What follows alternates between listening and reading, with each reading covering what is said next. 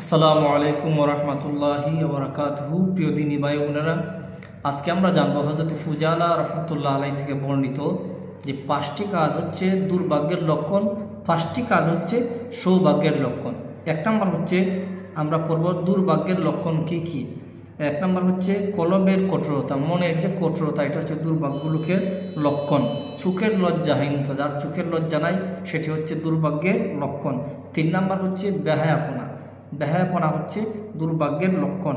4 নম্বর হচ্ছে দুনিয়াদারি, দুনিয়া আরও চাই, এই দুনিয়াদারি হচ্ছে দুর্ভাগ্যের লক্ষণ।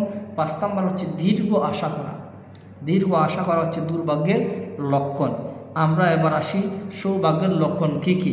সৌভাগ্যের লক্ষণ হচ্ছে 1 নম্বরে অন্তরে বিশ্বাস স্থাপন করা, 2 নম্বর দিনের ব্যাপারে পরহেজগারি অর্জন করা, 3 নম্বর হচ্ছে দুনিয়া ত্যাগ করা, দুনিয়া বিমুখ চলাফেরা করা, 4 নম্বর হচ্ছে চোখের লজ্জা রাখা, 5 নম্বর হচ্ছে শরীরের বিনয় ভাব প্রকাশ করা, শরীরের হাত পায়ের বিনয় ভাব প্রকাশ করে চলা হচ্ছে সৌভাগ্য লোকের লক্ষণ। আল্লাহ তাআলা যেন আমাদেরকে সৌভাগ্যের লক্ষণ অর্জন করার এবং দুর্ভাগ্যের লক্ষণ থেকে আমাদেরকে হেফাজতে রাখেন। আসসালামু আলাইকুম ওয়া রাহমাতুল্লাহি ওয়া বারাকাতুহু।